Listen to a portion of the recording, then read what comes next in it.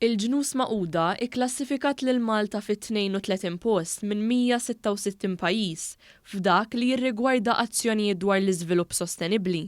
Dan stqarru s-Segretarju Permanenti Ewlieni Mario Cutajar li saħaq li x-xogħol ma jaqafx la darba nirċievu riżultat sabiħ. Anzi, u fakkar li lil-lin mill-istatistika hemm drittijiet u ħtiġijiet reali li għandhom jiġu indirizzati. Għamilna ħafna xogħol fejn tidħol it-tneħħija tal-faqar, fejn tidħol l-ekonomija, fejn tidħol l-enerġija. Kollha minna żviluppi tajb. Mela allura wieħed jista' jistrieħ u jintefa' ftit lura, mhux il-każ.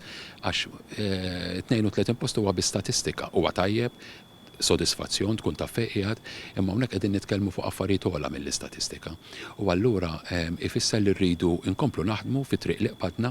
Is-Sur Cutajar spjega kif din is-sena sar pass importanti meta d-Direttorat għall-Iżvilupp Sostenibbli tpoġġa fl-Uffiċċju tal-Prim Ministru. B'hekk skatta kunċett ta' koordinazzjoni nazzjonali fost il-Ministeri li jiżgura żvilupp sostenibbli fid-deċiżjonijiet li jittieħdu. Is-Servizz Pubbliku jrid jagħmel dawk il-policies kollha meħtieġa jrid iwettaq l-ħoġa pjana, iwettaq u jara li jiġu implementati b'mod ta' sinerġija u koordinament. Kien għalhekk pereżempju li din is-sena meta ġie ffurmat il-Kabinett il-ġdid l-iżvilupp sostenibbli ġie mal-Uffiċċju tal-Prim Ministru u ma baqax abbinat mal-Ministeru wieħed. Waqt konferenza tal-aħbarijiet is-Segretarju Permanenti Ewlieni ħabbar li fil-jum ta' tnejn tnediet website fejn il-klijenti tas-servizz pubbliku jistgħu jżommu ruhom aġġornati bl-istrateġiji ta' kull ministeru li juru fejn qegħdin u fejn sejrin. Wieħed jista' jidħol u jara l-istrateġiji li hemm biex jilħqu dawn l-għanijiet it-triq fejn sejrin, it-triq fejn jridu naslu